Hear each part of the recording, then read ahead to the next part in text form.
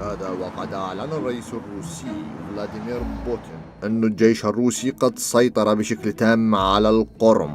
ترى هذول الروس سووها بلا ملح، والله يطيح حظك أمريكا، لأن هواية انطت مجال لهذا اللي يسموه فلاديمير بوتين. خير شكو منين يجي الخير والروس اخذوا القرم؟ يما وانت شحارق حمامك يطب طب ليش هاي تاليها توقفين ويا روسيا ضدي؟ خير هاي بيكم تتعاركون؟ ما تحكي ويا الخاتون بيبيتك واقفة ويا الروس ضدي. إيه انت واقف ضدها وياها على رجلين، بعدين على شنو عركتكم بالله؟ على المود القرم. لا يا قرم يا ابن القرم. جبار القرم اخذوا الروس. شنو؟ جبار القرم خالد جاسم قوطية اخذوا الروس؟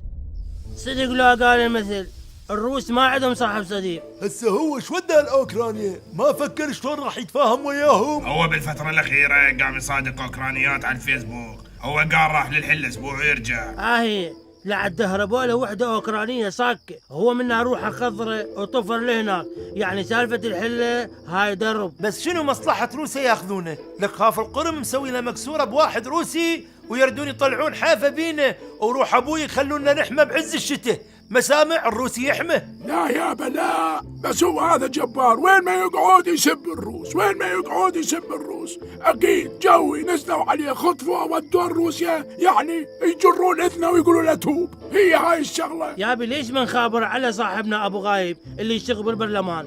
اخلي يخابر على مجلس الدومن الروسي، لو بس قاعدين يلعبون دومنا بالكرملين. ابو بيداء اول ما خلى رجليه بالبرلمان غير تليفونه وسوالنا بلوك حتى ما نحصله اذا خابرنا عليه. ما راح نروح الواحد، سمعوا؟ جبار لازم يرجع، واحنا من باكر طالعين مظاهرات. راجعوا جبار، راجعونا راجعونا راجعونا جبار، راجعونا راجعونا